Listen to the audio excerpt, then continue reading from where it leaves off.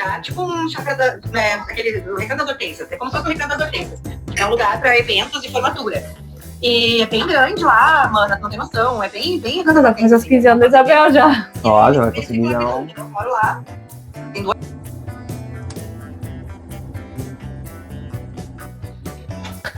E aí, pessoal, estamos aqui bem no meio do processo, né? Não. E aí, hoje é sábado, dia 8 de novembro de 2025.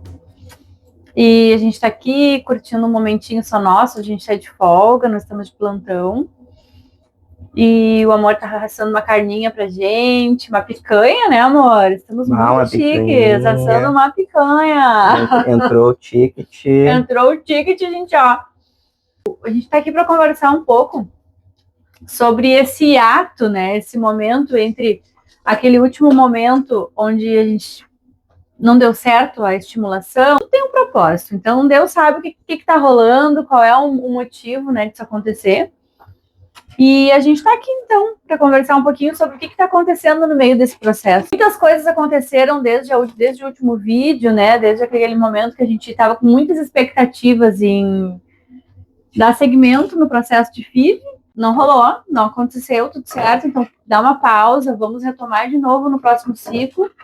E nesse meio tempo, muitas coisas aconteceram no sentido mental, né? No sentido pensamentos, reflexões, e a gente queria compartilhar um pouquinho com vocês tudo que está acontecendo na nossa mente nesse meio tempo. Eu pensava em FIV, por exemplo, eu tinha uma perspectiva assim de que eram pessoas ansiosas, pessoas que estavam ali naquele processo de tentar e não conseguir.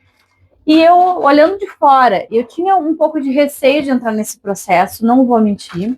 É um processo doloroso. A gente olhando de fora, tinha essa impressão, e realmente é.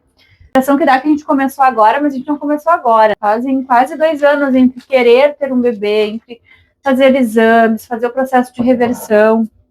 E muitas reflexões, no sentido assim, quando eu saí daquela última consulta, eu pensei, não, vou fazer tudo diferente agora, a minha alimentação ela vai ser 100% regrada, eu vou comer 100% natural, vou tomar todas as vitaminas, todos os dias, no horário certo. E realmente, nos primeiros dias foi. Só que o sentimento e o que vem me acompanhando nesses últimos dias, que eu não esperava, não aconteceu da outra vez, que é a ansiedade. Eu sou uma pessoa que sofre de ansiedade. Então, assim, agora, depois desse último processo, a ansiedade, ela veio com tudo. Eu tô tendo muita dificuldade de lidar com isso nesse momento, né? Os meus planos era cortar a bebida alcoólica por completo agora nessa última consulta. Eu digo, não, eu vou cortar a bebida alcoólica, vou me alimentar 100%. Só que o fato é que eu não estou conseguindo. A alimentação eu não estou conseguindo porque eu estou ansiosa, eu estou comendo mais, não é nada de exagero. Mas, assim, os meus planos, eles estão sendo frustrados, porque eu queria comer 100% natural, fazer um negócio 100% e não tá rolando. Tô preocupada. Tô preocupada porque os meus planos, assim, era fazer um negócio 100% e não tá rolando por vários motivos, assim, principalmente por conta da minha ansiedade. E é isso, já até falei pro amor que eu cogitei de adiar mais um mês para ver se eu consigo me organizar mentalmente, para ver se eu consigo me alinhar. Mas não é uma opção, né, amor? Porque a gente tem ninguém garante no ciclo seguinte, a tendência é que a ansiedade tende a aumentar. Então, eu acredito que isso não é uma opção, assim, desde aquele dia, quem viu o último vídeo foi bem no dia do aniversário do meu pai, enfim, a gente fez um vídeo bem legal, e foi isso que me pegou, assim, nesse entre-ciclo, assim, o que eu tenho pensado. Estamos com o aniversariante aí hoje, Santo Silmar. Quantos anos que tá sentindo aí de aniversário? 61, negão. Tu tá pegando. E aí, quem tá junto? Não, mas tão bem. One Gamer da RM24, mais conhecido como Senhorita Miu. Famoso Pedro aqui, grande Pedro, salvador da pátria do goleiro do Grêmio.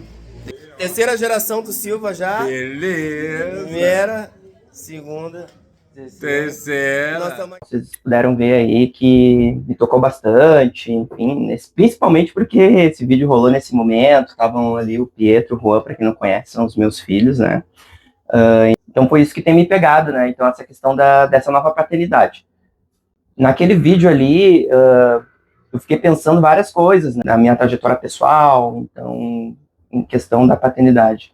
O meu pai e minha mãe, assim, quando eu me dei por gente, já eram separados, né? Então, o meu primeiro pai foi minha mãe, então ela fez o papel de mãe e pai, entendeu? Então, assim, aquela paternidade que firme, né? Então, Que fez muito bem o trabalho dela, sim, por sinal, né? fez muito bem. Então, a mãe sempre foi amorosa, mas no momento que ela fazia o papel de pai, sai da frente. Então, vocês viram aquela senhorinha ali no É que vídeo. tu também não era... Não era flor que fácil. se cheire, Não né? fazia, né? Eu fazia por merecer, né? Então ela era uma mãe, Bastante, tá, gente? era uma não mãe é, bem não amorosa, mas quando ela fazia o papel de pai, o bicho pegava. precisava. Aquela senhorinha ali de cabeça branca, queridinha, né? Então, quando eu era mais nova, o bicho pegava. O fato dos meus pais serem separados, né? Me aproximei da paternidade do seu Santo Silmar já na adolescência. Lá pra cá, a gente construiu essa paternidade muito legal, assim, a gente tem uma parceria de pai e filho que, olha, eu considero exemplar, assim, né? Então, agora nos 15 anos da minha irmã, eu já percebi que ele também passou por essa paternidade da primeira infância, numa situação totalmente diferente. Então, são coisas que tu vai refletindo quando tu tá nesse processo de espera.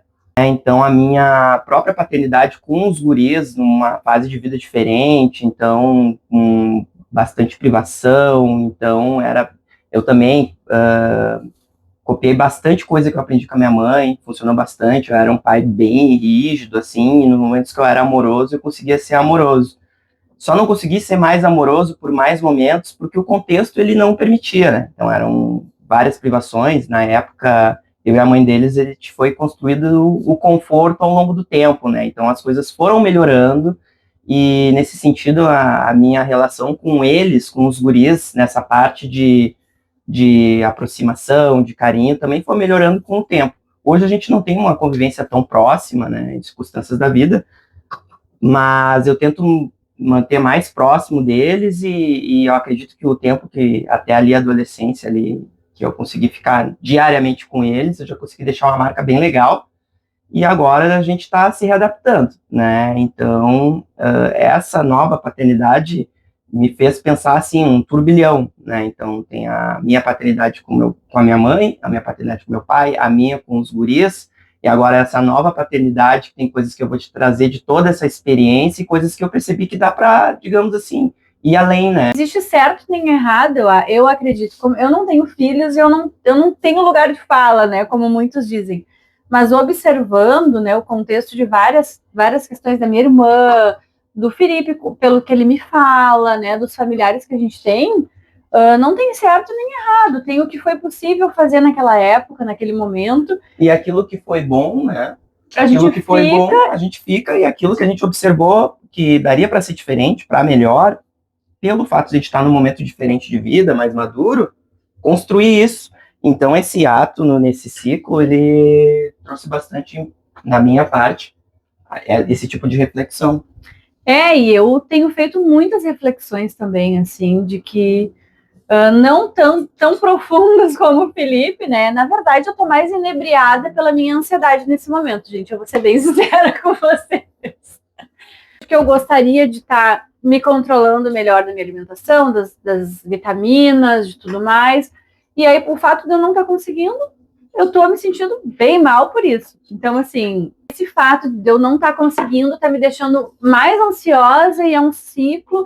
Então, até eu falo justamente, assim, para compartilhar com as minhas irmãs, né, de caminhada, que estão nesse processo de FIV, que, assim, gurias, assim, ó, não é brinquedo, não é fácil. Eu achava, no primeiro ciclo, eu entrei nesse primeiro ciclo muito tranquila, e eu até estava admirada comigo mesma. Nossa, como eu tô tranquila, mas assim, eu estava achando que isso era mérito da minha caminhada espiritual, né, da minha caminhada energética, que eu gosto de meditar, gosto de procurar a Deus, a palavra, e tá sempre me alimentando, mas na verdade foi porque eu não tinha realmente entrado no processo. Então, assim, agora dentro do processo eu digo assim, ó, é um processo que não é um processo simples, e eu entendo que não é um processo linear também.